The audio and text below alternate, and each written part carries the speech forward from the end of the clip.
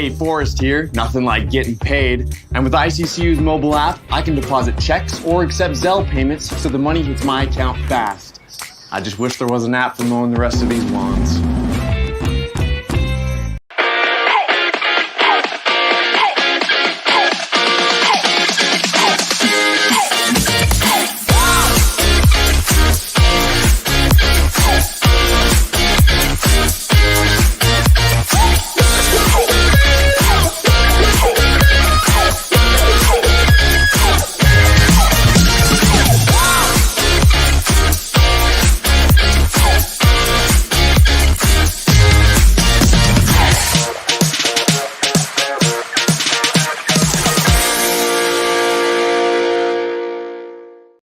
It's the fall kickoff sale at Lithia Ford of Boise. It's the best time to trade in and trade up to a new Ford truck or SUV with the room to haul your payload or playload. Visit Lithia Ford of Boise, where Ford begins in Idaho. Bronco Nation News is presented by RowPaint.com, Idaho Central Credit Union, Taco Bell, by Lithia Ford, the Blue and Orange Store, Western Collective, by Jackson's, Snake River Pool and Spa, Transportation Compliance Service, Bauscher Real Estate, Ridley's Family Markets, by Circa Las Vegas, Lean Feast, and by Timberstone Golf Course.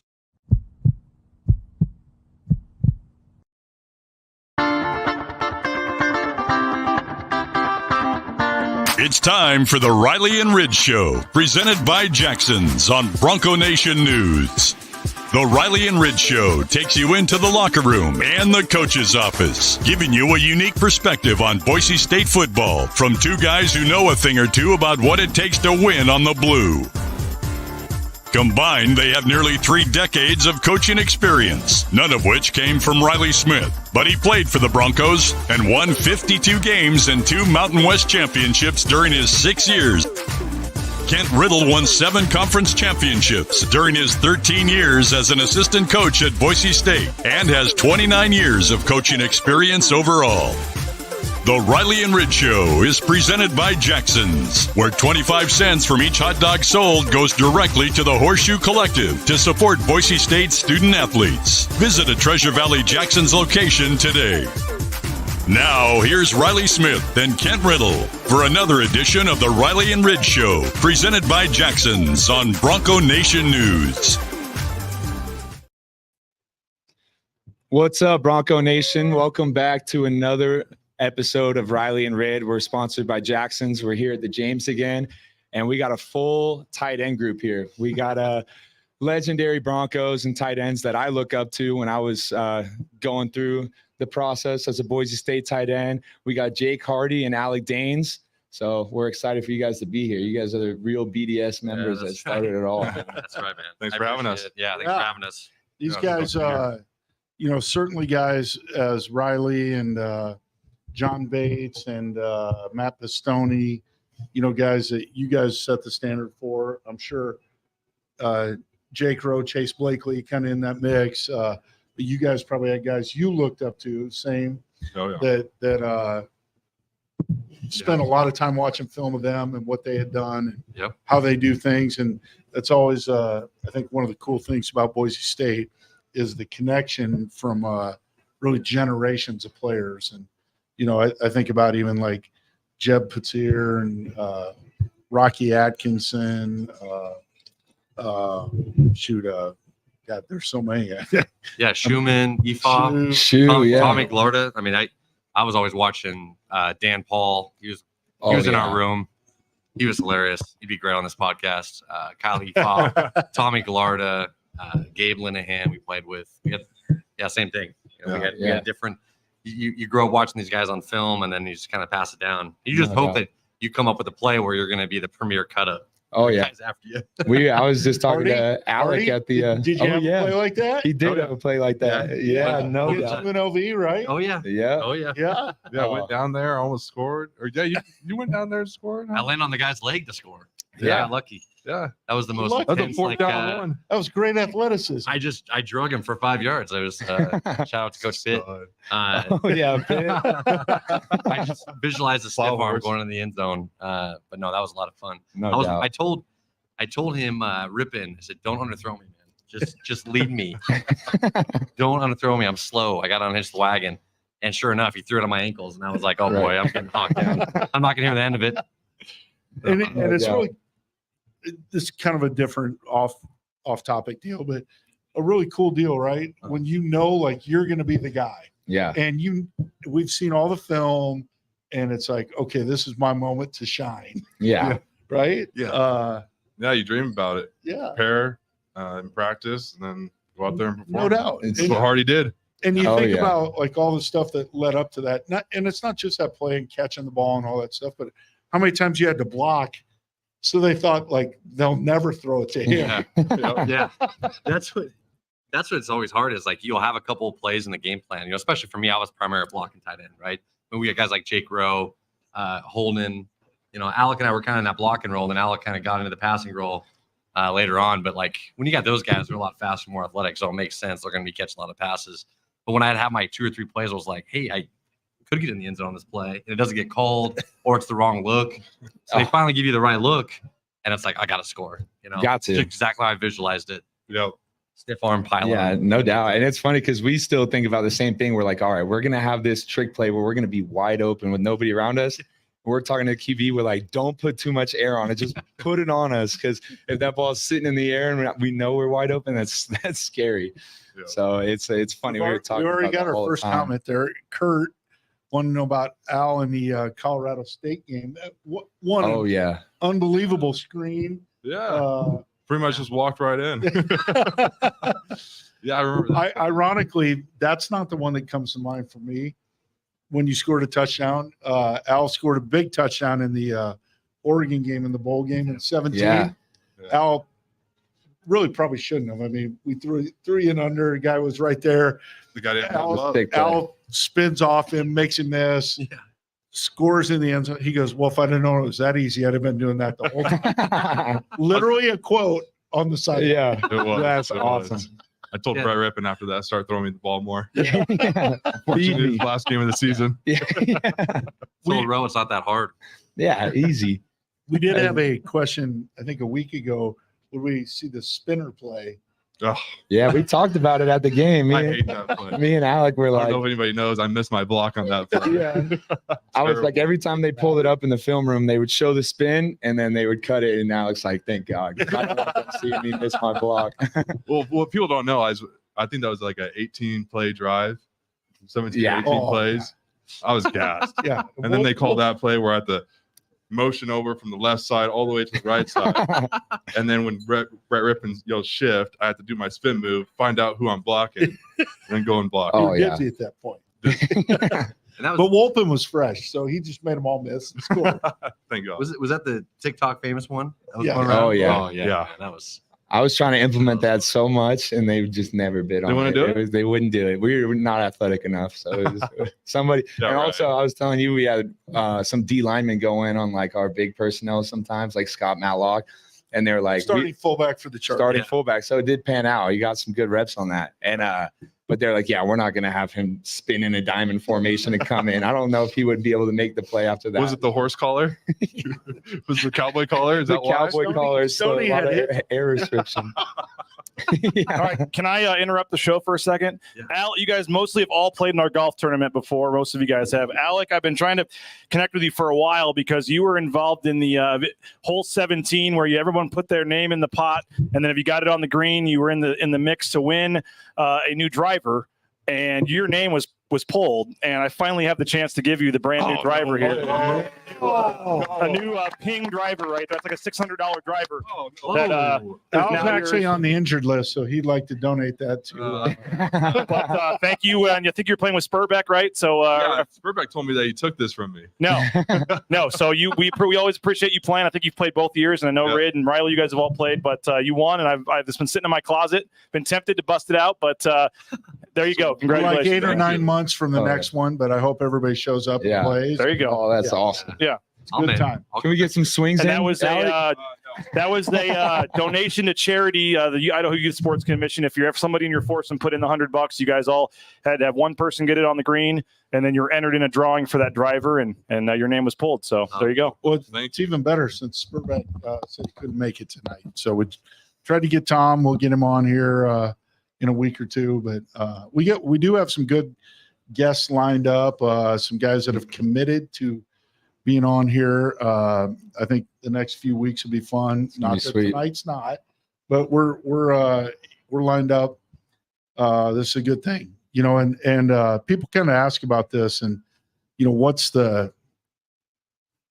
what is it? And we talk a little bit of football here, but we talk a lot more stories because it's really more about connecting everybody together, the generations of Broncos. So that's what we're trying to do here and give you a little insight, a little behind the scenes, and hopefully laugh with us a little bit.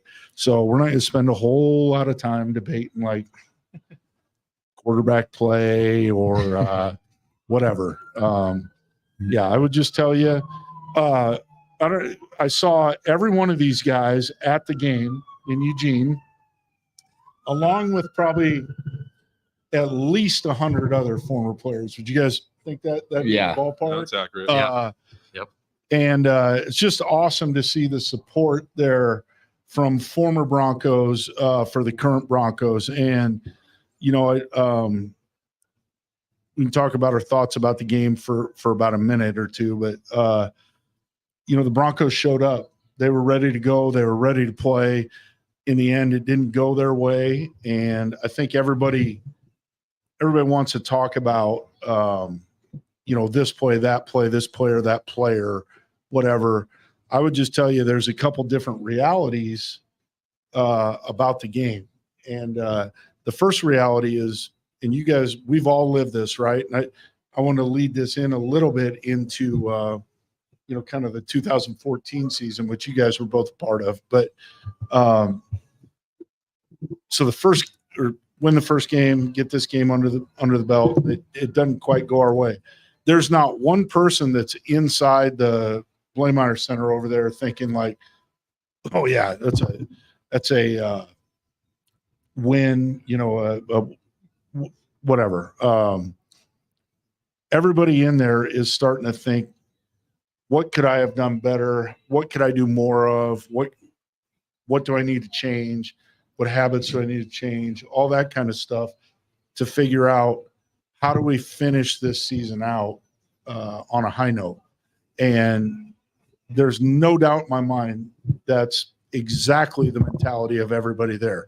But the other side of it, you have this reality outside the building of that is a really good showing, and all the goals they've talked about are still on the table, and they're obviously a very good team that can play with anybody. And I think that's something to build on and move forward. And they're not going to dwell on it. They're not going to spend a lot of time rehashing it. They're going to make the corrections and move on. And I think this is going to be a freaking awesome year for the guys. Already guys stepping up when guys have been injured or couldn't play or whatever. And I'm just excited to watch this team. It's so much fun. They got such great energy.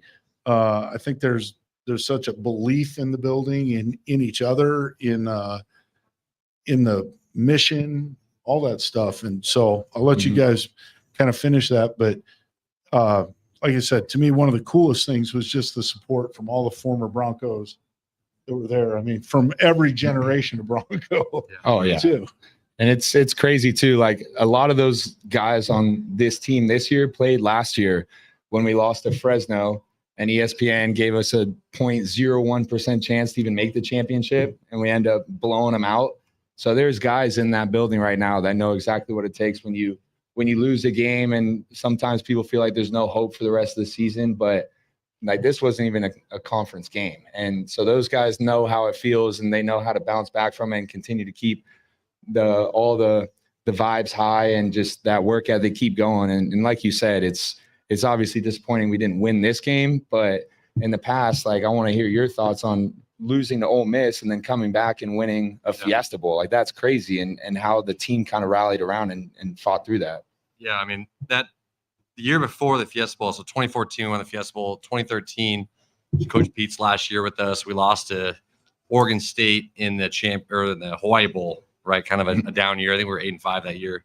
Then we came in and Coach Riddle and Coach Harsin and Coach Pitt. We had a whole new staff coming after Coach Pete left, and we lost to Ole Miss, a tough game there. That Alec and I were just talking before this that we wish we could have got them at the end of the year. We were at our best, but we lost a hard-fought game to Ole Miss, and then we actually lost to Air Force. We had 6 or 7 turnovers that game. One game we played both teams were really good teams, but Ole Miss was highly ranked and highly regarded and all that. And I think everybody left there with the feeling of, God, if we'd have just done our part, and not screwed a few things up, we could have beat that team. Yeah, I think we could have started off the game. Was a total cluster. Yeah, it was like 21-7. I think we could have been up. Ole Miss. We got stalled a couple times in the red zone. I think we missed a field goal or whatnot. But and after that Air Force game, everybody counted us out. We got 2 losses at that point. At that point in time, there's no real hope of getting to New Year's Six Bowl. And then after that game, shout out to Grant Hendrick, my buddy. He went on a tear there, and we just never stopped believing, rededicated ourselves, got after it, and we got a little momentum and continued to build on that chemistry that we had in the offseason. And then we just ran the table after that. And that Fiesta Bowl, Alec, you can attest to this. That was one of the coolest moments of my life. Growing up a Bronco fan in Boise, I went to the 2 Fiesta Bowls before that, 2007, 2010, and to be able to experience that, be on the field afterwards, winning and celebrating that with all my family in the stands. There was nothing better. So I'm really rooting hard for these guys this year to be able to get that done too. I think they will. I would say hands down, the Fiesta Bowl is probably one of my most memorable games of my life. Even though I had a high ankle sprain that game, I think I had like 2 or 3 snaps, to be honest with you. They all matter. But that was still an incredible season. I still remember, after the Air Force game, going in with Coach Pitt and him telling us that, it's not over, just keep battling. And that's what we did. We never lost a game, another game that year, even against San Diego State when we were down 2 or 3 touchdowns at halftime, -6 out. And we came back and, ended up winning that game. And I still remember that last drive, I think we called, Fox, which is our 3 tight end personnel. Oh, yeah. And we just drove the ball down. I don't know how many plays it was that drive, but drove the ball down and shut the game out. And, that was pretty incredible. And we did that several times, right? It wasn't just that game. Yeah. Get 3 tight ends on the field. All good things are going to happen. Oh, yeah. We could run Fox right now. BDS. Run it back. It's hard to forget a game that's -7. Yeah, that was the coldest thing I've ever been a part of. What was funny is before the game, I remember somebody told me, hey, if you rub Vaseline all over your body, close up your pores, and you're going to feel really warm. And you put the elastic doctor gloves on. Yeah. And I was like, that's crazy. I don't believe that. And I had like a little thin long sleeve shirt on, and I was warm the whole time. Oh, yeah. And then I don't remember Jeremy McNichols. I think he was a true freshman that year. He came out and was like, I'm going tough. I'm not going to put any sleeves on or anything. And he was by that heater the whole game. Oh, yeah. He was miserable. We had the chicken broth. We had the hand warmers. Yeah. Every time we took your mouth guard out, it was frozen. In defense of J-Mac, we did kind of say hey, wearing the sleeves is cool and all that, but it's really hard to be good with ball security. Yeah. Because those things are slick. Yeah. Yeah. Pitt wouldn't even let us wear long sleeves. There was a point where he was like, no, you guys, especially the O-line, D-line, he's like, you guys are, the are raw dogging it. Not allowed ever to wear it. Oh, yeah. It was part of that. And he made us come out. It was, I think it was Fresno, the championship game when it was snowing out there. Yeah. And we came out for pregame warm-up, and he made us all take our shirts off. And it was. Well, that started San Diego State. Yeah. Now, the difference was everybody was Vaseline. See, that's what I missed. I had the doctor gloves on, but I missed out on the Vaseline. We were talking so much trash, too, to those Californians. We're like, oh, these guys are coming here cold. And then they jumped out on us like 21-0. Yeah. Apparently being warm. We discussed the BYU game, I think, a while back. But, was that 19? Yeah. Yeah. Miserable. Yeah. And after there were game, guys we got heated benches. Yeah, because there were guys on the sideline taking the chicken broth and pouring it on their cleats because their toes were so frozen. Yeah. Just straight chicken broth to the feet. It was so brutal. That's awesome. It wasn't a little cold. It was Really? It was because it was worse than raining. Wyoming. It was 33. It wasn't snow. It was rain and freezing. Oh, Like 33 degrees. There's just been 31 degrees. It fine. And right. And that's what I was saying. That's what I was a quarterback signaling at the time. And I was like, all right, this is some what makes me want to get on the field. Now I don't want to be standing on the sideline in this freezing ass weather ever again. I need to get on the field somehow, some way to run around a little bit. That's San Jose State game is probably my second favorite game of all time because we went that second half. We just came out, ran the ball, and it was 3 tight ends, and we ran Fox and Chiefs, and we were on the field for 13, 14 play drives, and there was nothing better. It was 4 or 5 of us just rotating through, and we got after those linebackers that day. And so that's any tight ends out there, go watch that film. That was a fun one, man. Yeah, that's took pride in that game. That's always fun. And like the Wyoming games, I remember we were up by like 3 touchdowns and it was snowing and the defense end. The game was over. It was just 4-minute drill, and he was like, all right, let's just stay up because I'm not trying to fall on this hard turf. Freezing cold, and so we kind of made a pact. I was like, all right, let's look good on film, but let's not fall down. With the Wyoming guy? Yeah. He's like, let's just stay up. And I was like, all right, I like this plan. Hardee, that sounds like you in practice. Brother-in-law. Hold on a second. There's no way T. Horn and Comley would let us do that. I don't know about you, but man, we had a good relationship with those D-line guys. Oh yeah, we battled every day, but I still talk to Comley and Tyler about this. It was so funny. After every single practice rep, they would be doing something to mess with us. Yeah, you know, we're running red ball and we got 8 plays in, and we're going to blue and the orange, or we're dog tired, and you know, I block T. Horn, and then I'm walking back, and he just shoves me in the back of the helmet, right? Just something to dog me, you know. And that was good times with that, man. No doubt. I think I was watching your guys' show of 2 weeks ago, and Collingham was talking about how our defensive ends every day were so good in practice. So good that when we play these other opponents, no matter who we were playing, whether it was Ole Miss or Arizona, they didn't match up with ours because ours are so well coached and they played so hard. And that's true. I mean, I don't know about for you, but like after I was gone, but I feel like going against those guys every day made us so much better. Mm-hmm. And so when we play on Saturdays, it was, you know, it was a little easier than practice. Well, yeah, I still remember coming in from high school, 18 years old, and first guy I was going against was DeMarcus Lawrence. He's still in the NFL, and I'm still trying to fix my shoulder from that day. He embarrassed me numerous times. Dude, there's a reason that they call him Tank. Yeah. That guy's a beast. Oh man. Yeah, he's not just a pass rusher. Oh no.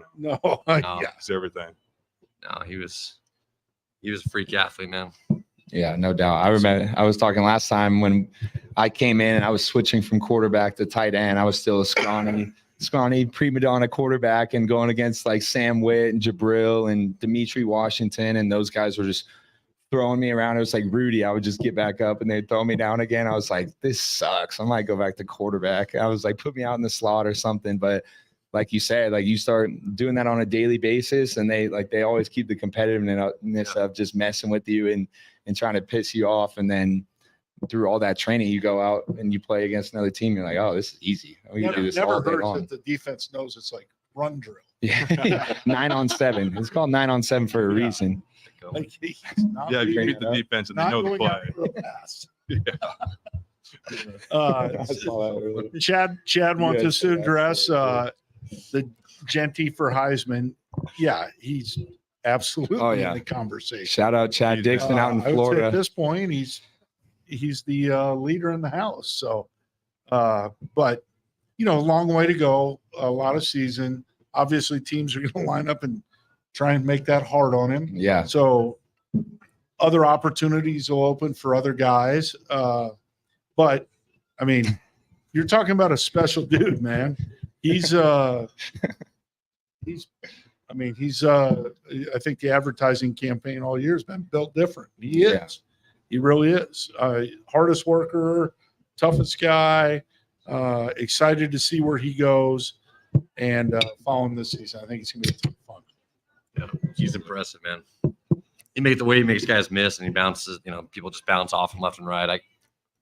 I've never seen anything like it. I mean, we had Jay Ajayi and he was incredible. Oh, yeah. So we had the benefit of, you know, for us, it was just covering guys up at that point. Yeah, right. It makes it easy. Right? But I mean, it's kind of a lot of similarities. Yeah. You know, I think Jay started off the year with kind of, maybe not start off the year, but at some point during the year might have hit similar stats. And, should he hit similar stats in the NFL? I think he went back-to-back 300-yard games. Man, yeah. Obviously, been blessed to have a ton of great running backs here, but Ashton Jeanty, I feel like he's at the top of the list for the Heisman right now. Yeah. The hard thing, it's a little bit easier if you're the quarterback, right? Because they can only take so much away. You can always do different things. When you're the running back, at the end of the day, if they throw 10 guys in the box and don't cover 3 receivers, you're probably going to throw them. Makes it easy.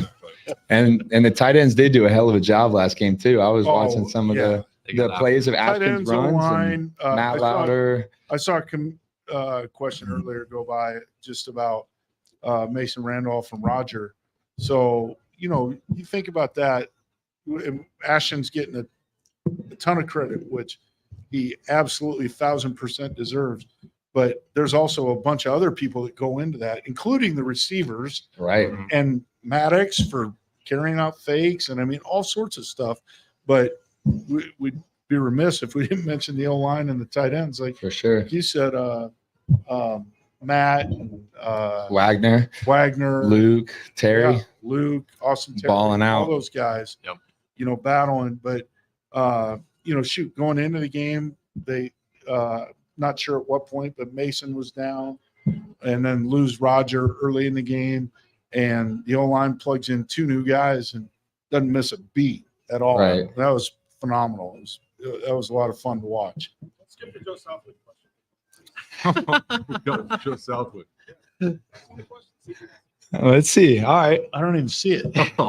It's from Kellen for Mayor 11. So he knows what this is all about. He said, God. Hey, Jake, did Southwick do it? #Pgate.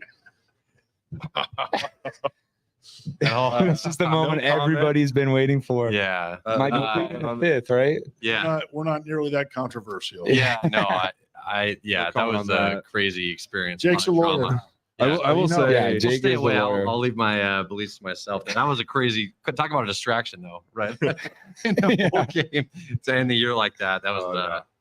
I'm sure that was someone you guys. That was a weird way to end. Yeah, I'm sure it was. I saw that earlier, and I was like, "Oh, don't ask me." I know.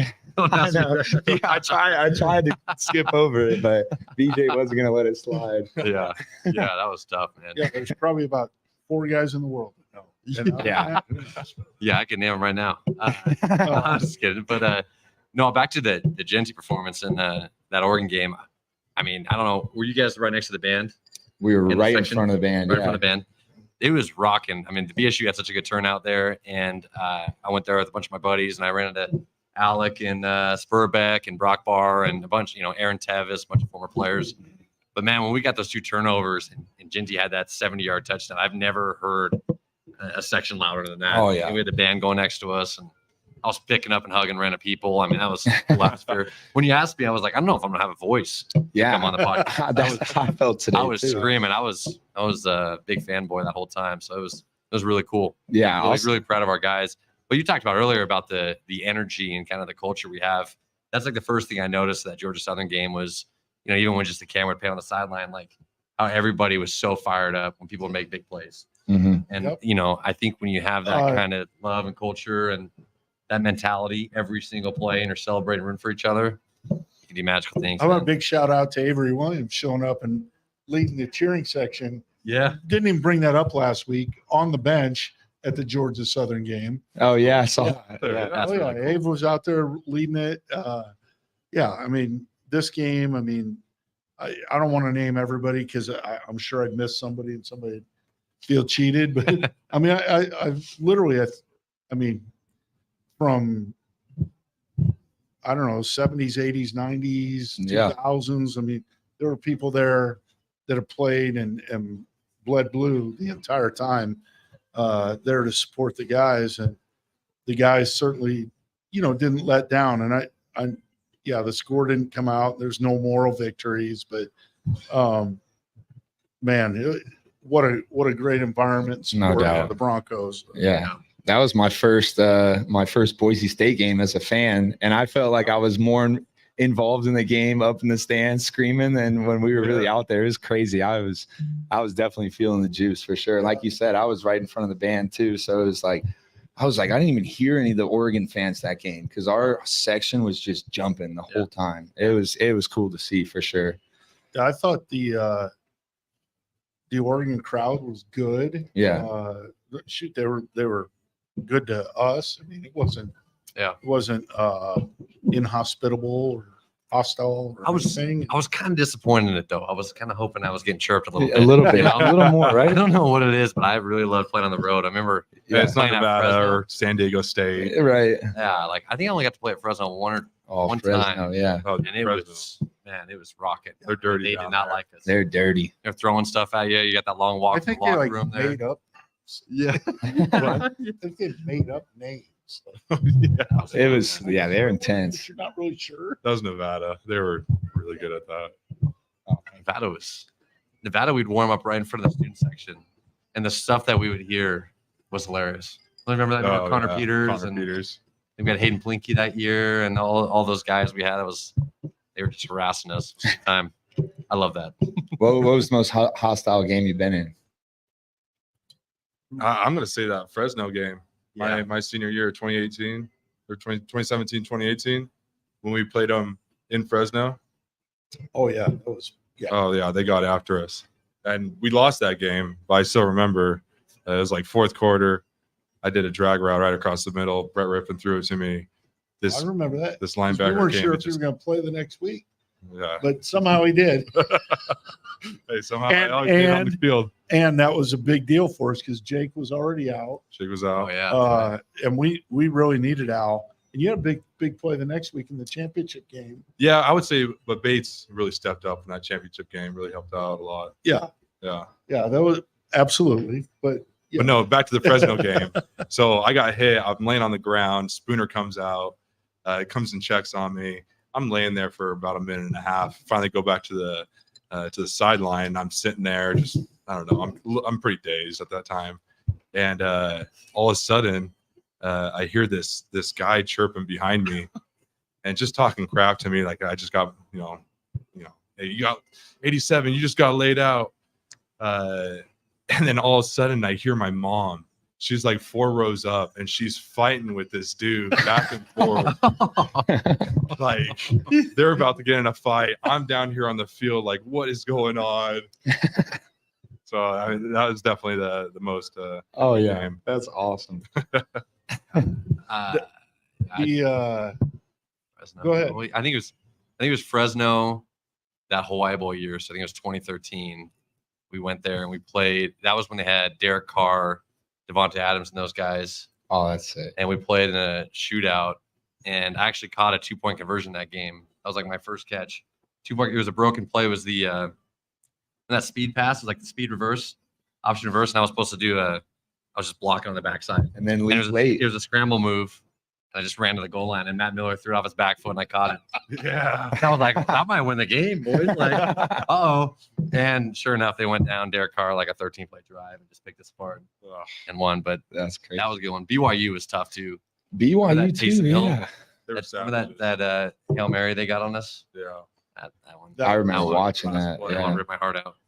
Yeah. that that one was was tough. brutal. And that's crazy. My answer would be Fresno too. They're Yeah. like going down there and playing is a crazy experience. Yeah. I was on our last podcast, I was talking about how I got hurt. Same thing. Shoulder came out. I was in the tent, and you know how close to the sideline their fans are. And the tent was right again, like up against the wall. And they unzip the tent while I'm in there. And some dude unzips it. And I'm not going to say what he said, but he peeks his head in the tent while I'm sitting there getting my shoulder put back in. And he just starts chirping me like, how did he even get on the field like this, being able to see us?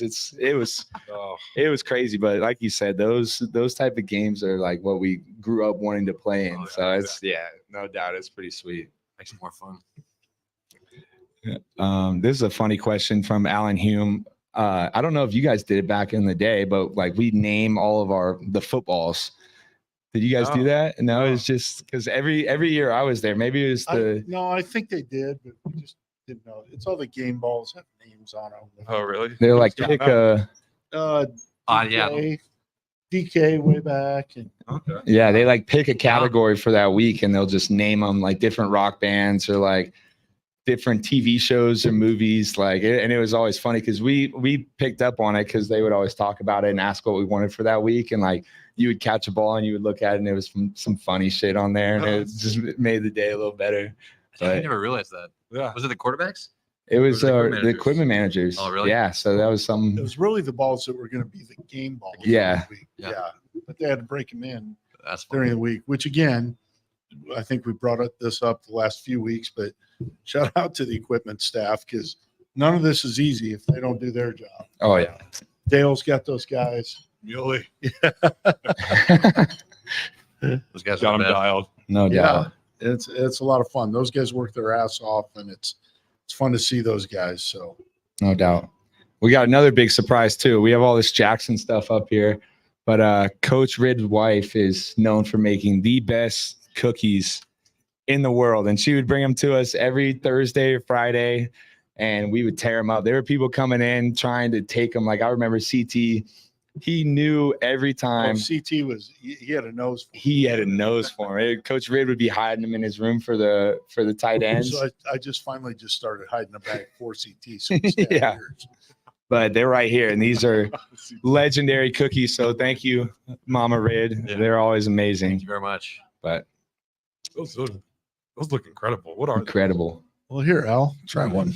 Let me get it there. I'm taking one too. Oh, right, life changing. Just as good as my grandma's. Those are great. Those are great.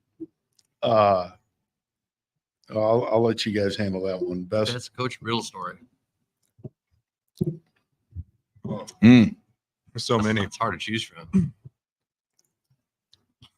What else on the spot? You go ahead, Hardee. I need some time to think about this. Yes, this is what I was worried about. Put on the spot. There's so many. That one because there's so many. There's so many. Yeah, that's. I got a great story on both these guys. Oh, I would love to start hear with that. But we kind of hit Hardee's earlier. Like Jake started out as walk-on, worked his ass off, became one of the most reliable guys on the team, whatever. And so we put in the Giants hammer pass. And it was like, I don't know how many weeks we had it in before we could get it called. Right? It was a while. But it was like every week. Yeah. But like we have to get this called. Have to. Yeah. And so every week it was a battle, but it was kind of it's not like, hey, let's just call that on 1st and 10. Yeah. You know, it's a 4th and 1 call, and the safety better be up there. Much like Houdini, which if you research the internet, you can find Holden Huff catching it. Yep. Pass him. It's the right situation, right? All those plays. And so I think it was still Scooter, but it was like we're in there like we got the team. All we need is 4th and 1. And we knew if we got UNLV in 4th and 1, like Hardee is getting a touchdown. Oh yeah. And it was, I mean, everybody's up there, and you know, sure enough, like you said, maybe it wasn't a perfect pass, but you know, you kind of build up because here's a chance to get a guy that's given everything he has to the team for so long. Like, let's make sure this guy has his moment of glory.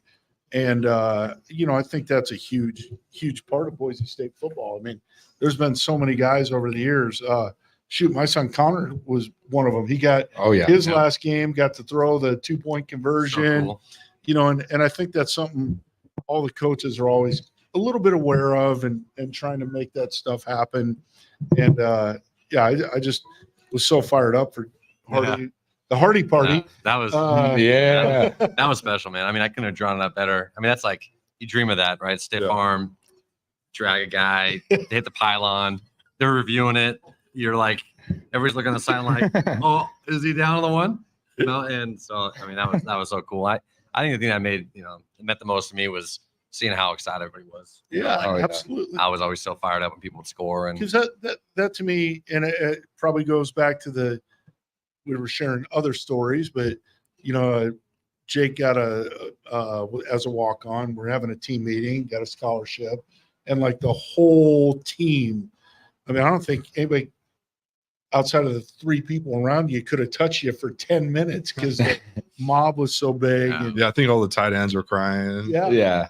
Oh, that just is so such a big deal. And it's one of those things. It's just such a tough deal. Yeah. But I got to tell the Al story first. Yeah. But I think of a couple stories with Al, but the Oregon game for sure. Like if I'd have just known it was that easy, I'd have done it all the time. Yeah, that's pretty sweet. I think the other one, Riley can probably vouch for this, but the Baylor game didn't go so well. But we had a blocking teach tape for years of Al on power, just taking the Baylor DN like 7 yards and like really? 3. Oh yeah. It was like a couple plays in a row. One of them was power, one of them was zone or something, but it was like that's an honor. Al's got his hands inside, awesome. he's driving his feet and buries the guy. And like you said, the game didn't go so well, but I always think back of that and think, how far really all the guys came, because all tight ends come in as receivers, right? Yeah. And they kind of grow into blockers. Yeah. But those are the kind of the things I remember. That trust me, there's other stories, but those are maybe better served for other days. No, but that play, like it was one of those plays where the coaches are in the meeting room and they forward, reverse, forth, and it was just Al dump. It was. I love it, Al. Yeah. Oh, It was early in the game too. Really? Oh yeah. Gotta find You it. had, it was San Diego legit. State too. Was I remember another San one. Diego State.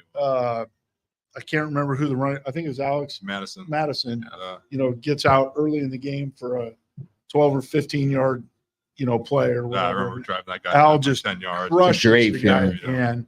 and which again, I'm talking about plays. I think the things I'll remember is not one specific moment, but like all the laughs we had, all the great times we had. And that's what I was going to say. I mean, all the meeting room, honestly, the tight end meeting room was the best place on earth. Yeah. You go through fall camp, you go through all these long days, pits workouts, decks, and then you go into the tight end meeting room and it's just all laughs, jokes. And it's also serious too. We're getting our stuff done. We make sure that, when we get on the field that we're getting our job done. If we don't, then we're going to be accountable for it. But we had a good time in that tight end room. I thought for sure I don't know if Hardee was still there or not. Riley was definitely not. You might have been a team, but maybe not there. But the day I lost it on Pistonian night, I heard that story. that was rough day. I would love they to see deserved that. it. I thought for sure that's where that was headed. Hey, I was right behind you. I needed them to step up so they could take those reps. We got a fan question. The deal out here is if you come on live with a question, BJ is buying you a beer. So next episode, if you guys want to come out and get some free beers, run up a tab on BJ. It looks like you're a little low, Alex, so I got you this one as well. Oh, wow. Yeah. That's a homie move. That's cool. And the question I have for y'all is, what was it like to be out and about downtown Boise after a big game W? They wouldn't know. They usually went home, went to sleep. I took my Yokozuna or my pizza and went home. Yokozuna. Well, the great thing was for a while there, we didn't have to worry a whole bunch about that because we're leaving the locker room at 1:30. So You got 30 minutes. I was still going out. You got 30 minutes. That was not stopping me. There was a point where you would bring your downtown fit to the locker room. Oh, yeah. Right after the game. I'd roll out, face paint still on, right to Amsterdam. I'm like, hey, KK, I need a Hennessy. My body hurts. It was legit because especially when we played those late games, it was like we get in the locker room, we see it's midnight. We're like, we got 2 hours to celebrate with the boys, and it was always fun because you would get a big group out there and everyone's hanging out together, and you go out and see all your buddies that don't play football, and they're all just fired up. It was awesome. My favorite memory is after that touchdown, that UNLV performance. We got back pretty early, and it was Halloween. Yeah. And at that point, I was living with my buddy Kevin, who wasn't a football player, but he was hosting a Halloween party. So I walked in, and it was awesome celebrating with all my closest friends. Oh, yeah. You guys came over that night too. That's a good time. That's a great question. That is a great question. Memory lane there. Nah, we had the buddy system. It was. I have one. Yeah, I have a few. 21st birthday. Connor Peters took me out, and I missed the next morning meetings, 7 a.m. meetings. I missed those. Yeah, we were there too. You don't remember? No. That was a good one. It's a good thing. I got a funny meeting story with Coach Ridd. I might not even have noticed. This is. I got Hey, has anybody seen Al? I got my Coach Ridd story. He had my back on this one. This is the worst fear ever, right? Like, I got a new phone and it reset that night. Like, I didn't realize this was the first time like your phone would reset and it would erase your alarms. Thank God Apple finally figured that out. Yeah. Horrible. I can't imagine how many guys. Oh my still gosh. miss me. Yeah. Oh yeah. But this was a Friday. We're going to Utah State, right? And so we got to go to the Friday warm up, the offense meeting, and everything. Yeah. And I got a call from Coach Riddle, and I woke up and I was like, "Oh, what the?" Like I was never late. I was not that guy. And I got a call from him. He's like, "Hey, where you at?" And I go, "Oh my God, Coach, my alarm didn't get set." And he goes, "Hey, just hurry over. Just sneak upstairs. Don't say anything. I got your back." You know. And sure enough, I like snuck in there, got in the tight end room. Drinkwitz somehow didn't realize it. Carson didn't realize it, and Ridd had my back the whole way. Yeah. I was freaking out. That's the worst moment ever. That is a scary moment. Offensive meeting, game Somebody plan. drops. No, I think there's so many stories in the locker room. So many, I still have nightmares about that. Oh It's horrible. It's horrible. Waking up in the middle of the night like I'm late for something. It's terrible. I still do that. You know what's weird is I'll That's gonna get me. have dreams. I'll have another year of eligibility, and they're like, "Hey, you want to come back?" And I'm like, "No, I don't. No, I had my time. I can't do that now." Not doing it. No, but Coach Riddle, I mean, there's so many good stories, but I just remember Coach Riddle. It was for Alec and I. We went from Coach Huff, then we had Coach Drinkwitz, and then we had Coach Ridd, and we always loved Coach Ridd. And he was coaching the running backs. And then when he came in, I mean, it was just like the smoothest transition ever. And what I loved about Coach Ridd is we had like a really experienced group. So like Coach Ridd let us have fun, and he knew that we were going to be really prepared. And he would get on us at times. But you know, Coach, you were one of those coaches where like we would mess up when we know we'd mess up, and you'd coach us up, of course, but you wouldn't like hammer us. And I just remember that was like the best thing for us, like keeping our composure and getting better and better. Was like you just always had our backs, and you're always advocating for us to be in on plays. You know, because early on it was like, "Hey, the tight end's going to run this route. Can the tight ends handle the route?" You know, and so Ridd was always advocating, fighting for us. You know, which is great. Didn't pay off a lot of catches, except for Jake Rowe. Yeah, he got plenty of catches. Yeah, dude. Selfish, Where's man. Rowe? We need to gotta get get him Rowe on. on. You can call him in. Got to zoom in. Yeah, right. So we had a O lineman a couple episodes back. Garrett Curran played with me, and we talked about the O line pride and how the tight ends kind of adopted some of that, because like you guys are both amazing blockers that came through this program, and you have to be extremely selfless to be able to just block, and not like you have your moments of glory, but for most of the game you're helping your other teammates be successful. So kind of take us through that mindset and what you thought on a daily basis that you're like, I got to handle my job and block somebody, maybe not get all the credit, but what was your mindset kind of going through all that? Go first. Yeah. You know, when Riley talks about that, I think about freshman year when I was playing a lot of fullback. Jay Ajayi was our running back. And I remember one game, you know, I was at fullback. I had a great out block, put the guy on his back, and Jay made a cut off of my block and scored on that play. And I didn't really, you know, get any recognition for it at the time. Everyone went over to Jay and started celebrating with him. But afterwards, when we got on the sideline, Jay came over to me and he was like, "Hey, Alec, good block. You're the reason I scored on that one."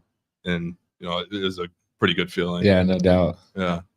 I don't know. I mean, I think all the coaches hyped us up really well with that stuff. You know, like everybody gave you your kudos on those. I mean, I love the film room when we were all hyping each other up, and that's the best in the tight end room where it's like, oh yeah, this is power. This is when all the boys were burying some of these San Diego State linebackers. You know, I think that was always really cool. For us, it's like that's our craft. You know, we do that every day, and I think Coach Riddle was hitting on it earlier.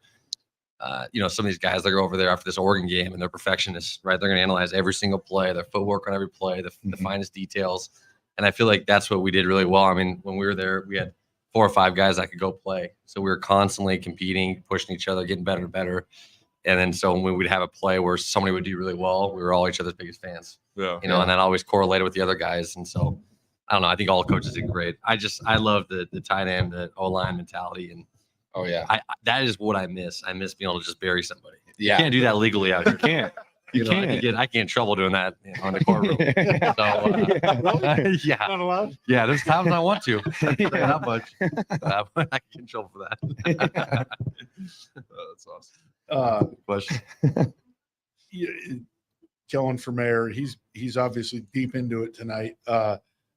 Want to know which teammate most likely to miss morning meetings from being out the night before. And I would, I mean, to me, that's just a funny question because, I mean, we show up early, right? Early, and nobody missed. I mean, I shouldn't say nobody because obviously you guys just had your story, but I mean that. Oh, that's what one time. Well, and I mean, it was just such a rarity if anything happened. Like, these guys understand, and I would say I would relate this to our team now.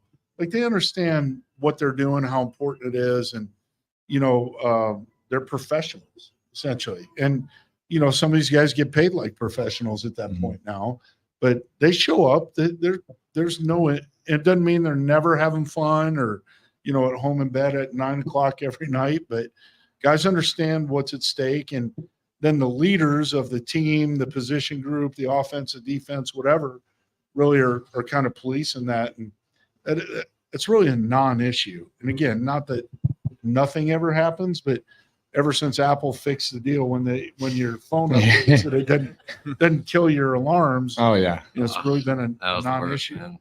I know. And the coaches always strategically place stuff early in the morning, especially like during the summer. I remember I don't know if you guys had it, but we'd have yoga on Saturday mornings at like 8 a.m.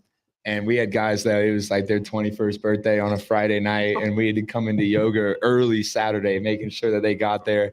And guys were doing yoga with just like a little bucket trash can right next to their yoga mat. And I was like, and the coaches all knew, and they all knew, and they were like, hey, as long as they made it there. But yeah, the coaches do a good job of placing stuff to make sure everybody gets there. But then all the coaches too, like Coach Red, they're looking out for you. Like, they don't want you to get in trouble for being late because they know, especially guys like you two that are stand up and don't miss meetings on purpose or sleep in all the time. Like, they know. So it's pretty cool to have coaches like that. I think about even that, Riley texting all the guys, John Bates before Riley, you guys before John. Oh yeah. Whoever. Jake Rowan, I had a buddy system every morning. Yeah, I mean, the buddy system's key. Guys, are pretty dialed about that stuff. For sure. The other side of it too, it's like, it's not just you got to be there. I mean, maybe sometimes, but like, we've got work to do.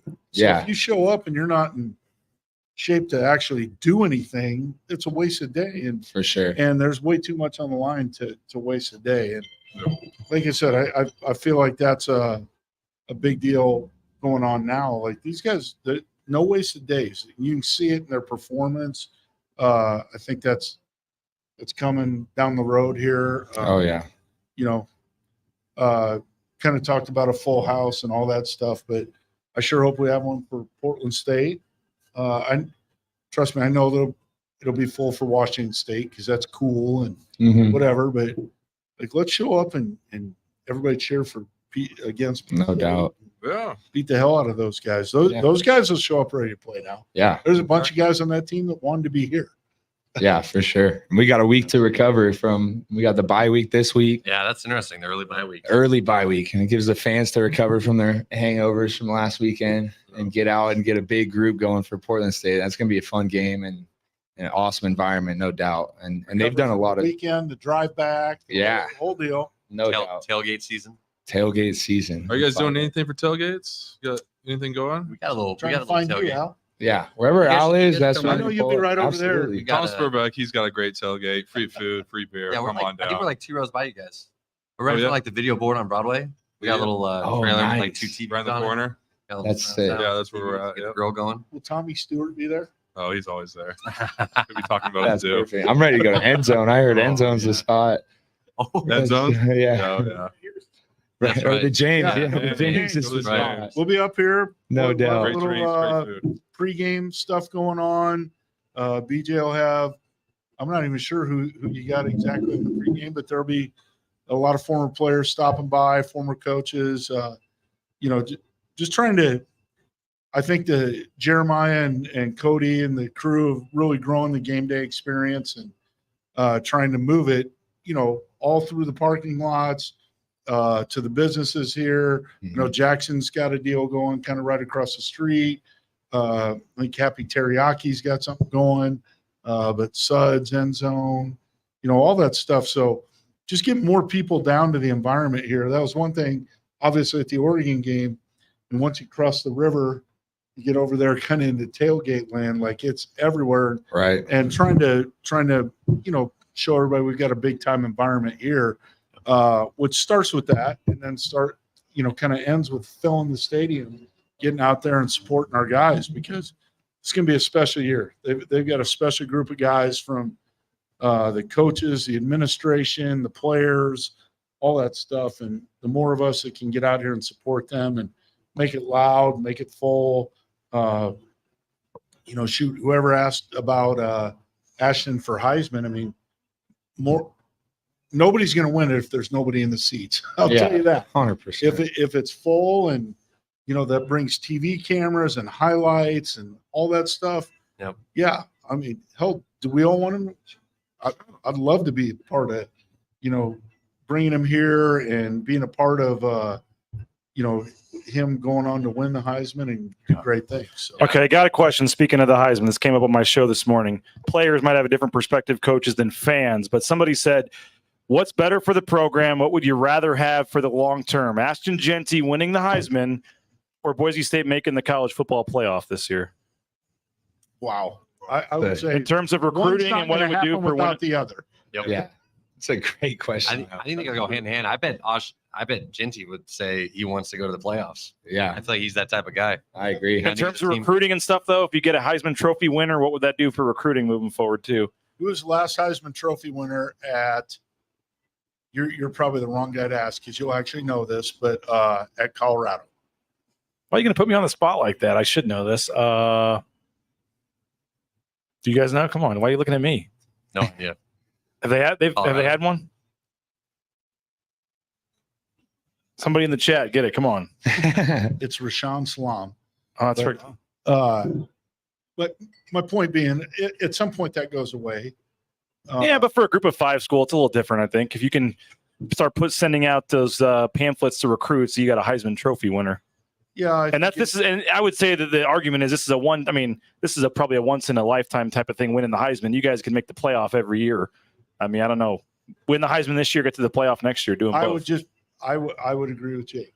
I bet that's secondary to every person. Let me rephrase it. It is secondary.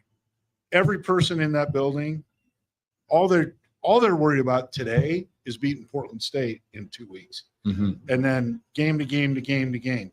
And as it gets to the end of the season, is there probably hey, we have a chance to go to the playoffs. We have no control over who wins the Heisman. So is it cool? Absolutely. Is it great for recruiting if it happens? But if they don't make the playoffs, that's going to be a lot tougher deal. So, I mean, I got to answer to that. I would say you either, is it between Ashton Jeanty having another touchdown to be able to get the Heisman, or giving a touch or win the game and be able to get into the playoffs? Yeah, obviously, they're taking win the game. We're going to take every the playoffs. time. Yeah, win the game. I would also say I think Jeanty would say the same thing. I think one of the things we were always, I can't believe I fell into this and didn't catch it earlier, but was one of the things when the SID people always came in, and one of the first things they told us was, do not answer hypothetical questions. Yeah. Because that's all that is. It's a hypothetical. The media would never try to trick you. I mean, come on. Yeah. Come on, guys. I'm just saying. I mean, you sound like Coach Saban. Yeah. On college game day right now. That's true. It's a hypothetical question, and if it ever comes up, whatever. Yeah. But I mean, you're a media member now, Rid. You can talk about this kind of stuff. But putting myself in like a recruit shoes, like if I was coming in and I was looking at places to go and I saw that there's a Heisman winner here, that would obviously be awesome being able to get pamphlets like that. But in my mind, it's would I rather be able to win a championship and go to the playoffs every year I'm at Boise State, or possibly have, like you said, it's a once in a lifetime opportunity for one guy to get the Heisman this year. The reason I would lean Heisman is because that's probably not happening anytime soon again at Boise State. You can make the playoff again next year. For sure. Yeah. But if I'm a recruit coming in here, I'm like, all right, they had a really good player. That's awesome. Versus they have a really good team that's going to make and win games and go to the playoffs every single year. So I think like going to the playoffs and us proving that on a regular basis as a recruit, I'm like, yeah, I want to go win games rather than having a once in a lifetime opportunity to win the Heisman. But it does go hand in hand. More money for NIL, because that's really what you're talking about. I think with the current landscape, I think with the Heisman, to your point, I think it brings in some like top tier talent, maybe 4 or 5-star guys are like, hey, I could be a big fish in a small pond, so to say, and get some Heisman chances. But I think what really took our program to the next level was that 2007 Fiesta Bowl, and that how that exposed us to the national landscape. And now like this current, situation, the playoffs and NIL and us not in a Power 5, I think if we can get into the playoffs and make some noise, that's going to bring a lot of recruits overall. And for me, it was, like I said earlier, it was a dream to play in a BCS Bowl, the Fiesta Bowl. I think what's really important is to create enough money to be able to take care of guys when they show they're that type of player. And I know, whatever people have opinions on when the NIL and where and all that stuff and whatever that deal was this summer, which was totally blown out of proportion with the NIL thing. But when guys prove they can play, we want to have the ability to have money to take care of them. And I think that's probably the biggest thing. And that's why I say kind of whatever creates that so that we can take care of those guys and keep them here. Because it's easy to say like, well, he should want to be a Bronco, because all these guys do. But at some point, there's some of these guys are being offered life-changing money. Mm-hmm. So if we can't stick our head in the sand and say like, oh, they should just want to be here. What we have to do is make sure that we have enough. Doesn't have to be equal. It has to be enough to take care of them. So that's my pitch again, to give to the collective and take care of those guys and come to the James, go to Happy Teriyaki, go visit Western Collective, buy their beer, go get some Jackson, spend your money there, all the different people there. So I'm probably missing a big one. Lithia Ford, Ford gang. Yeah, I mean, you had a good deal there. Yeah, that was awesome. So, this is a good question too that BJ asked the chat, but I want to hear what you guys would want. It says, if you guys did have NIL when you guys were playing, what would be a company that you guys are like, oh, I got to go get a deal with them? Are you looking at me? go ahead and say it. Amsterdam. That's what I was thinking. You're going to say Silly Bird? She's all the local bars. Karaoke bar. Silly Al. Yeah, Silly Al. No, I would have gone back to Fruitland and just talked to all, the hometown. There you go. Yeah. That's sweet. What's the bar, the karaoke bar at the end? Broadway here. Jim's Alibi? Jim's Alibi. We get Jim's Alibi a lot on Sundays. That was great. What was your song? Go-to song? Oh, dude, I don't know. You put me on the spot. Let me think about that one. You should sing karaoke right now. Easy. Yeah. On the spot. Something easy. Yeah. We joked about that. We'd go to all the tight ends. We go to Idaho Pizza Company. Or we'd go to IOU Sushi before Yoritomo was a thing. So that'd be cool. What about, were you guys still getting chicken fingers on away games? Yeah. You guys were? Did you guys keep that tradition going? Yeah. That was a tight end thing for everybody on the chat here. We'd always order chicken strips, chicken fingers, or whatever we call them, road games. It was tradition. All get in the room, BS, have chicken strips. Yeah. We would get them, they would have like the late snack chicken. thing. You And had to that's do it. It was good luck. So eventually they became just the late night snack. It was literally because we didn't order them, but they had like burritos and then chicken strips, and we would all get chicken strips and go to our room and throw on a movie and eat chicken strips. Like we didn't even I didn't know that was a tradition, but we did that every day. That's same thing. That's hilarious. We had to get chicken strips. That's no matter awesome. where we were at, we would That's cool. spend hours trying to find chicken strips. That's sick. That's funny. It's tradition that we had. Makes me feel old, but those traditions carrying on. The BDS name, the chicken strip tradition, the monkey, the monkey jar, like Oh, is all that that still a stuff. thing? Yeah. Oh yeah. They were talking about it on the podcast 2 weeks ago. Yeah. I mean, those are fond memories. So it's really cool. You guys are carrying on the tradition there. It came up 2 weeks ago, but nobody knows. The monkey was still there, but the money was not. Yeah. Stoney took it. Just probably the D line. Had to be. Yeah, they probably snuck in. Another good question from Kellen for Mayor. He said, "Best player you ever played against?"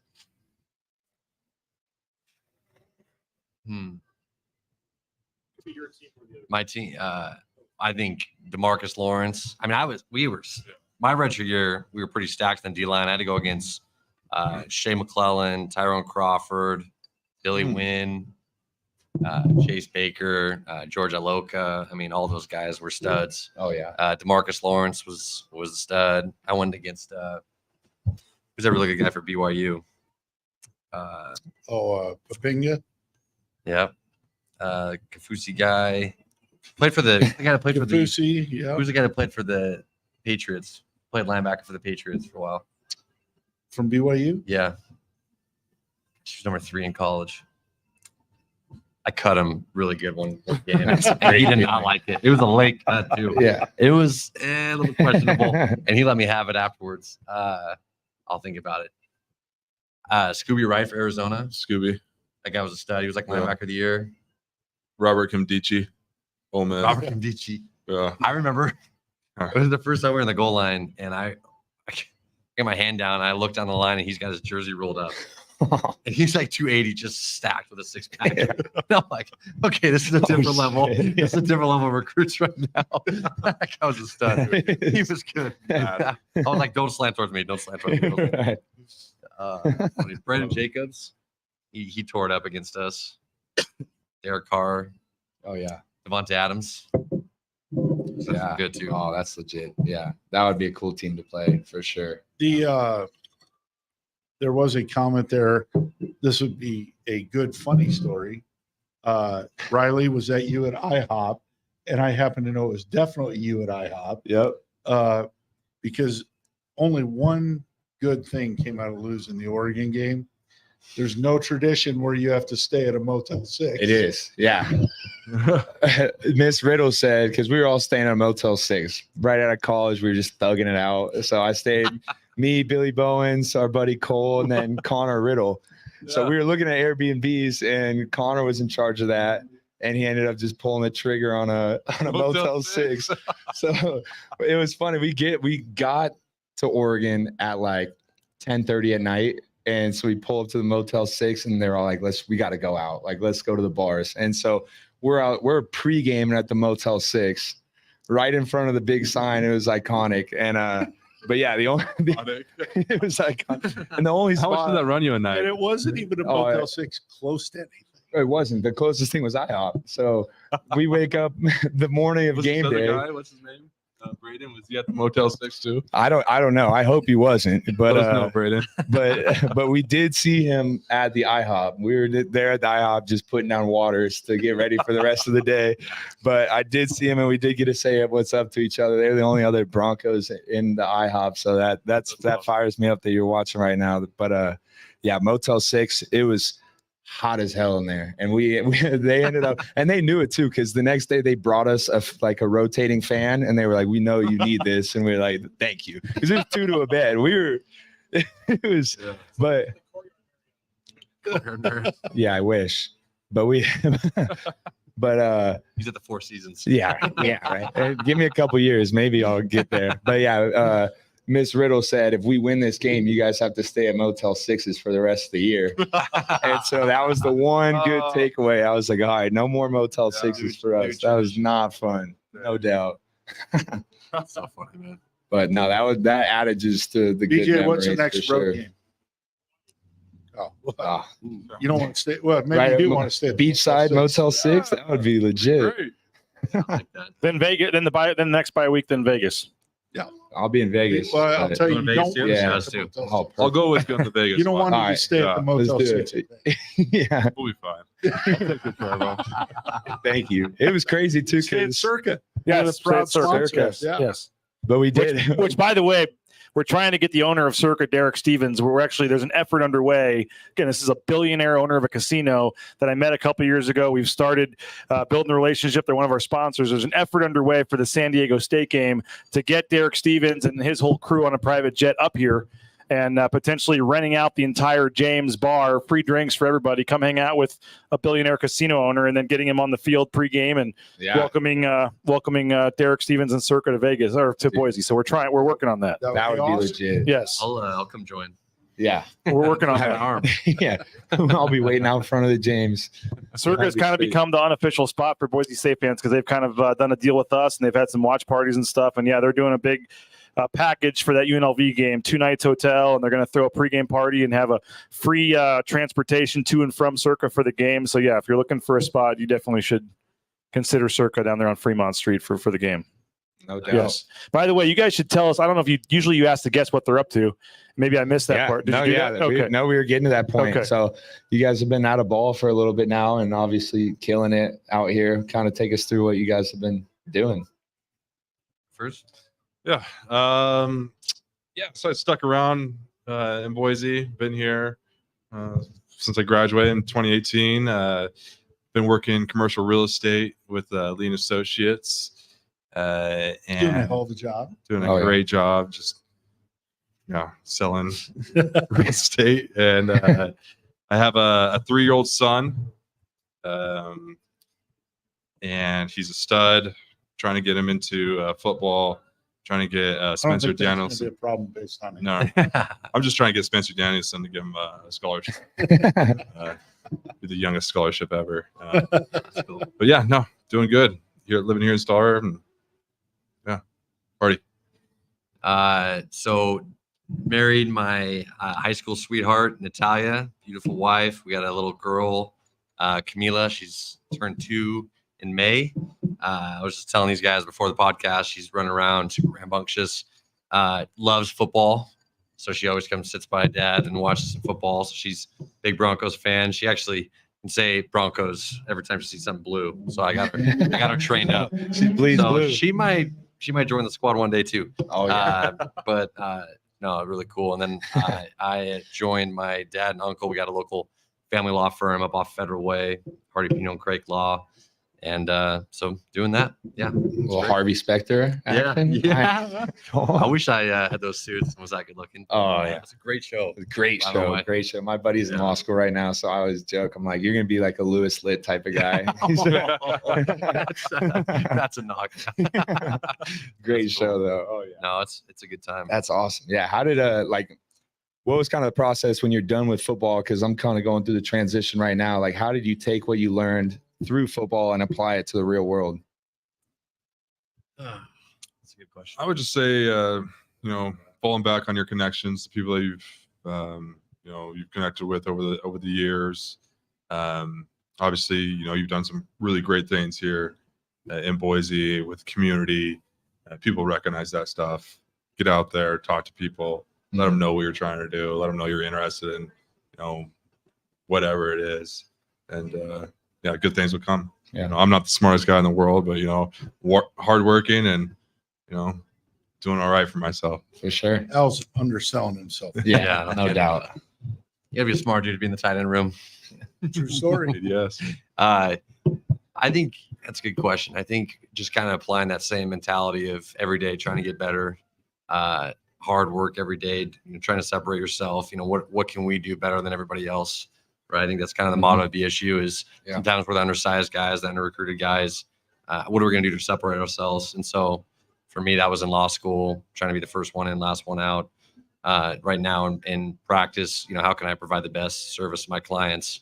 Always present myself in a good way to the judges in the community, do stuff with integrity. Mm-hmm. I think that's what was really cool about BSU. What people don't really realize is how much, Coach Hawkins, then Coach Pete, then Coach Harson, and Coach Avalos, and now Coach Danielson, and all the coaches, Coach Ridd and Huff and Drink with us, they instill that in you every day. Yeah. So it wasn't a hard transition for me because we lived that every day for 5-6 years, right? And so they do such a good job of molding us into that, having people come in and talk to us, give us those lessons, sharing those secrets, and then the connections, like Al said, like we're so fortunate to be here because there's so many opportunities, both with the community and with boosters and alumni.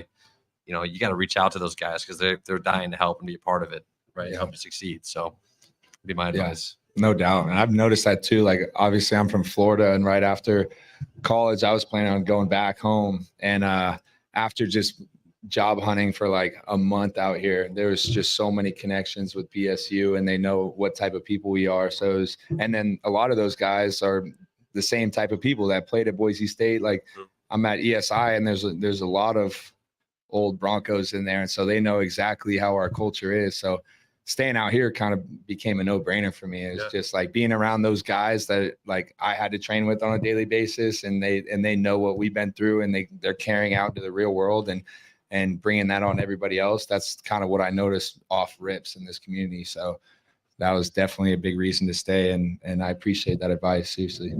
Yeah, that's a good one. I got a question for you guys. This is what I want to talk about, this one, because I got a funny story.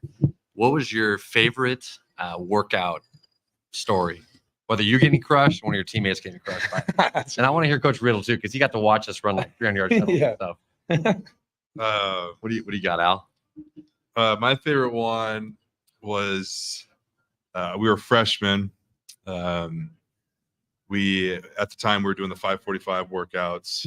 So every day, Monday through Friday, are coming in working at 5:45. And there was and then when I came in, Coach Saha was still the weightlifting coach, and I think 2 guys had missed workouts that week, and we came in on Friday, and another guy was late, and so we were going through our workout. Coach Saha's pissed off. We start doing up downs.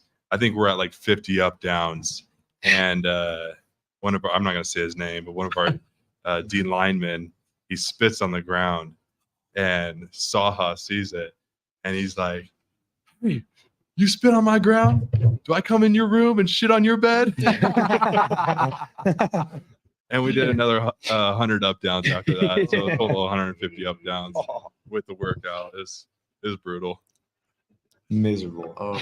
You got one? Yeah, we had I'll say his name. He was an O lineman for us, Dalton Lins, and I can say his name now because he's like running marathons. So he's like turn the corner. He's legit. And but he was an O lineman, 315, and I think it was either our freshman or sophomore year, and we're running 300s.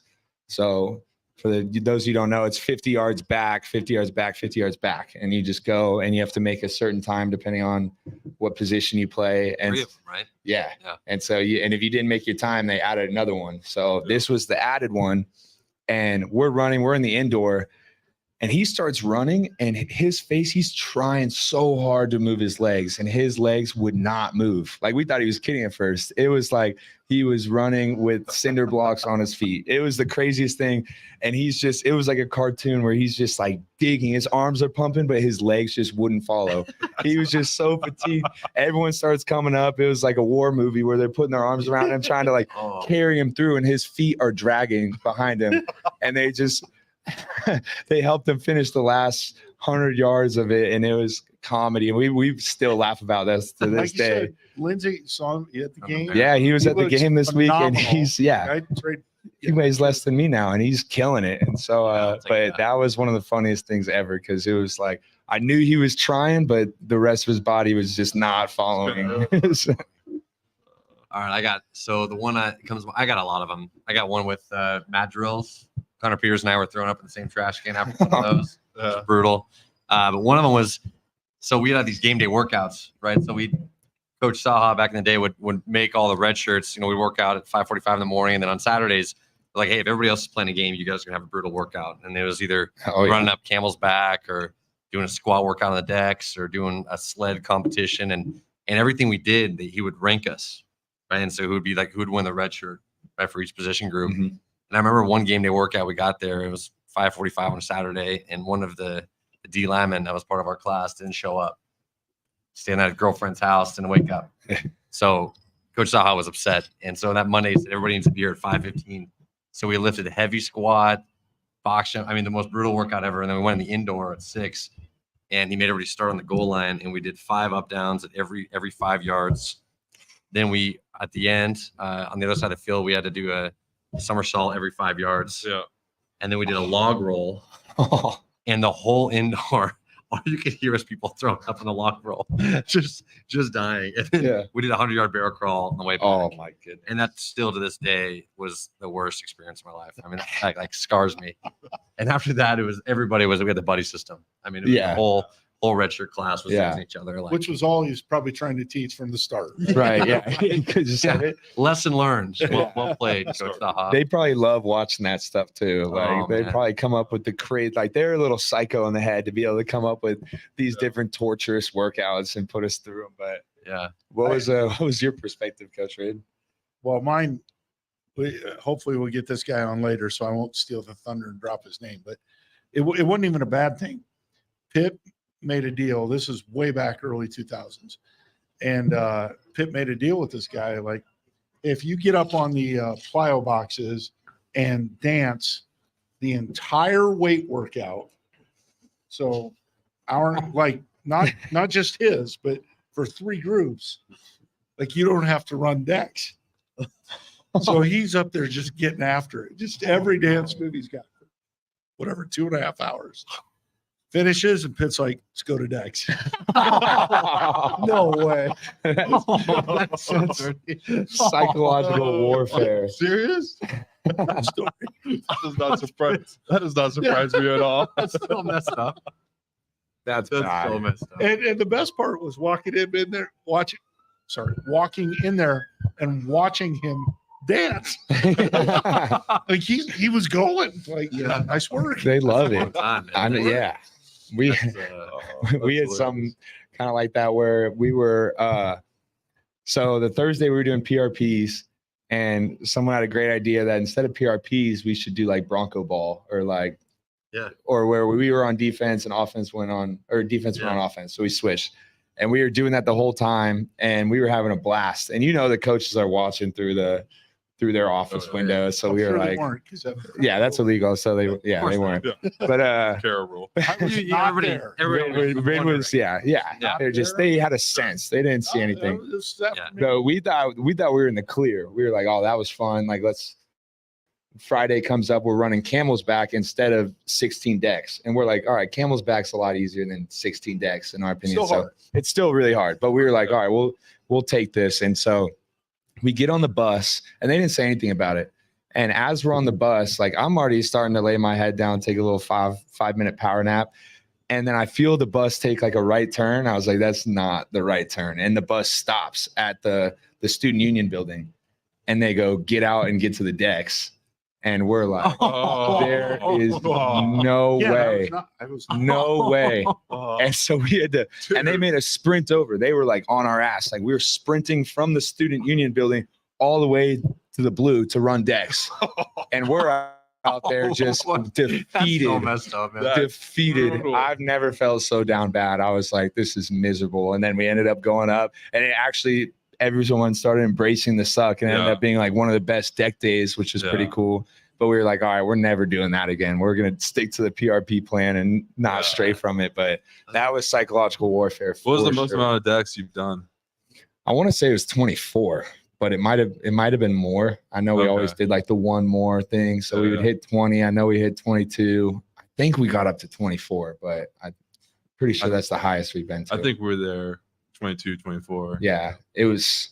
I started to lose count. But blacking out. I know we got up to 22. It might have been 23, because we would always try to end on an even number. And I think after that, we're like, all right, we're good. That's enough overtimes from 20, so we're good. But what about you? You guys, you had 22, 24, Yeah. 24. I think 22. I got another funny story. I'm gonna put him on blast. Marcus Henry, he's part of that redshirt group. Yeah. And we did Camel's Back, right? And it was a race. So you did 4 quarters. So like you're on the stairs for one. Yeah. Then you run like halfway up Camel's Back. And this is like before they did like the rocks and Yeah. the steps. It was like the face where you got to kind of crawl. Yeah, we had 2 years of that. You know, so we did that and we were all just wiped. And it was a competition. He said, okay, like all the linemen, D linemen race to the top. All the tight ends race to the top. And so every time I'd get up there, I'd throw up too. And Marcus was so dead. It's like a Saturday morning when there's people walking by with their dogs and stuff. And Marcus is, we're all sitting up there. And everybody's dying. And we just got done. And Marcus Henry is laying on the ground on his stomach. And he pukes on his arm. And this woman and her dog walked by and she looks at him and she looks at Coach Saha and she's like, what are you doing to these poor boys? Are you kidding me? I was like, oh, just a little morning workout. And that is like engraved in my mind, man. That was the funniest moment. Oh, those are miserable. Those times though, like you look back on them and those are like the cool moments that you miss, right? Just going through the suck together like that. I feel like the cops are showing up to shut us down. Yeah, right. Okay. Getting to that point. No kidding. It was fun though. I gotta go out and with some of the older guys that graduated last year and watch them run decks this year on their deck day, and they ran like I think 22 or something. Yeah. And I was like, thank God I'm not doing this. But it was fun. I did miss it, like you said. Like even though it sucked so bad in the moment, like that's what we were just telling all these types of funny stories that happen and just embracing the suck like we talked about. That was definitely a part that I miss about football for sure. It's that camaraderie. Yeah, no doubt. Somebody said go watch the end of the BSU game, San Diego State game in 14. Offense was great, defense. That's always been the deal here, right? I mean, offense plays off of defense, defense plays off of offense, special teams complements it. Yeah, I think you saw that in the last game against Oregon. Yeah, absolutely. So we'll see all that. That was phenomenal. Yeah, 2 guys down, 4 guys up. You'll see a lot of different stuff. So for sure. I think one of the things was everybody wanted your opinions on the game, but I'll start with that and let you guys go. But, I think first of all, I said it was awesome to see all the Broncos out there supporting everybody. I saw a tremendous improvement in the defense. Everybody last week at this time, it was like, oh my God, how are we going to stop anybody? But they did. The offense played well, passing game. Everybody's concerned about that. Like they'll be fine. Oregon pays a lot of money to get that roster. Mm-hmm. So that's going to make everything tough. And then 22 million. I think you're underestimating. I heard from inside that it's higher than that. So, you think about who you're playing against. Yeah. And BSU's, I'm guessing it's less than $1 million. So, anyway, our guys showed up, played well. Sometimes the stats don't tell the story, and that's the tough thing. People get caught up in that, or following a narrative that they've already predetermined, whatever. But man, our guys showed they could play with anybody, and they get a break or two here or there, or whatever. I saw a question about Tubner's targeting. It's already been overturned. He's back in. Nice. So they made a mistake. That probably would have affected the special teams plays. So right, for sure. But here's the thing. Nobody will say, and nobody's ever going to make an excuse, especially from inside that building. But I mean, one of the worst holds I've ever seen on a special teams play. Oh yeah. Like literally right in front of the ball, and not called and whatever. I'm sure they have a letter in there that says, sorry, missed that one. But there's no check for winning the game. Right. So whatever. And not making excuses. I mean, every person in that building will take it on themselves to make it better and do better and not let that happen again, whether that's the coaches, the training staff, the managers, the players, the scout team guys, whatever. I have 100% faith that those guys are working on that, doing everything they can. So my thoughts, man, I'm fired up for this team and excited to see where they go. And the big thing is, like, everyone's looking at the stats, right? Like, stats don't tell the story at all. I mean, you guys all know it. Stats they're there on the sheet, but like they talk about Mad Dog's completion percentage. And I mean, we still put up a bunch of points and he managed the game really well.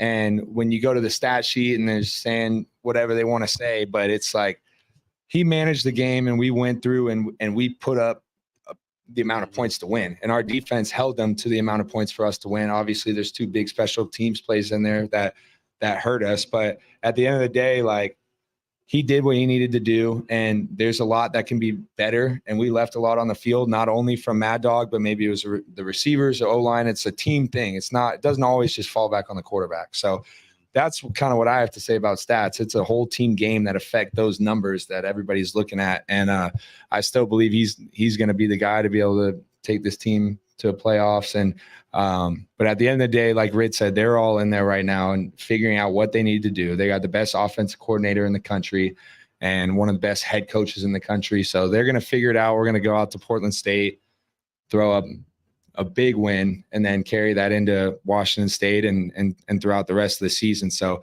there's a lot to be talked about, but at the end of the day, like, we know we've been in the building with teams like this and we know what they're capable of. So just put this game to rest and just watch how the Broncos do for the rest of the year, because it's going to be fun to watch for sure. Yep. Yeah, I think the biggest thing for me was the line of scrimmage. Both sides, I thought we dominated line of scrimmage. That was awesome to see. And I thought the way we responded to, like, momentum swings, it was like, okay, they get a 70-yard touchdown on a slant or whatever. Our offense came right back out with swinging. Defense responded the next time they were out. And I think for the second game of the season, for people to have that kind of fight and to be able to respond like that, it's going to be good for the Broncos. No doubt. Forward. Yeah, absolutely. I think the thing that I was just most excited about was the physicality of the guys, O-line, tight ends.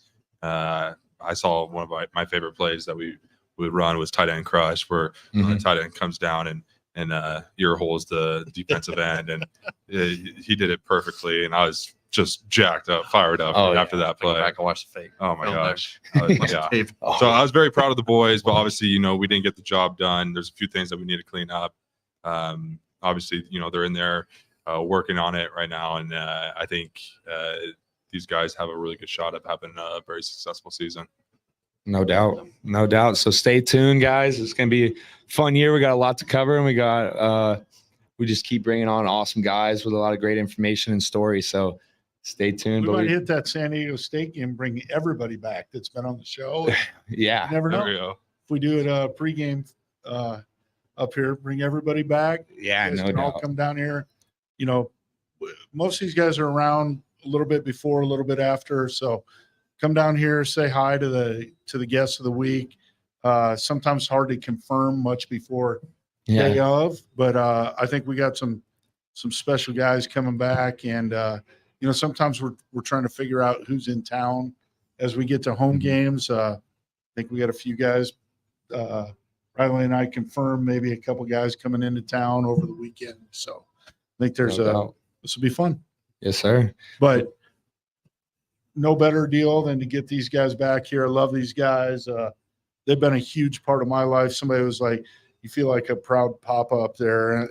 Like, yeah, I'm not really these guys' dad, but I'm proud of the people they've become. And, I hope I had a little bit of part of that, but